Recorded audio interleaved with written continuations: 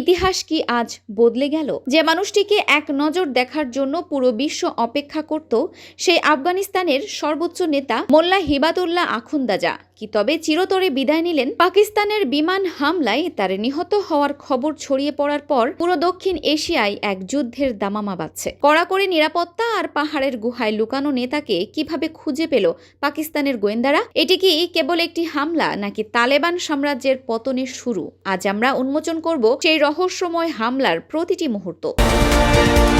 গোয়েন্দা সূত্রে খবর, গভীর রাতে যখন কান্দাহারের গোপন আস্তানায় তালেবান নেতাদের বৈঠক চলছিল, ঠিক তখনই ধেয়ে আসে ঘাতক মিসাইল। পাকিস্তানের বিমান বাহিনী তাদের সবচেয়ে আধুনিক ড্রোন ব্যবহার করে এই অপারেশন পরিচালনা করেছে। আখুনজাদা সাধারণত জনসমক্ষে আসতেন না, কিন্তু সেই রাতে তিনি সেখানে উপস্থিত ছিলেন কিনা তা নিয়ে ধোঁয়াশা তৈরি হয়েছে। স্থানীয়রা জানিয়েছেন, হামলার তীব্রতায় পুরো ভবনটি মাটির সাথে মিশে যায়। পাকিস্তান কি তবে তাদের ইতিহাসের সবচেয়ে বড় সার্জিক্যাল স্ট্রাইক সম্পন্ন করলো?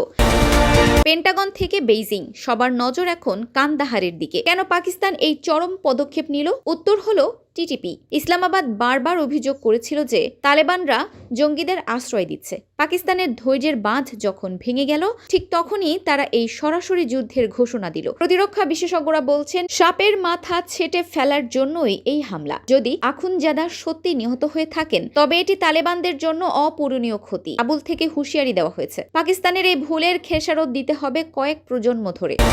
তালেবান যোদ্ধারা ইতোমধ্যে পাকিস্তানের দিকে তাদের ভারী কামান আর মিসাইল তাক করেছে।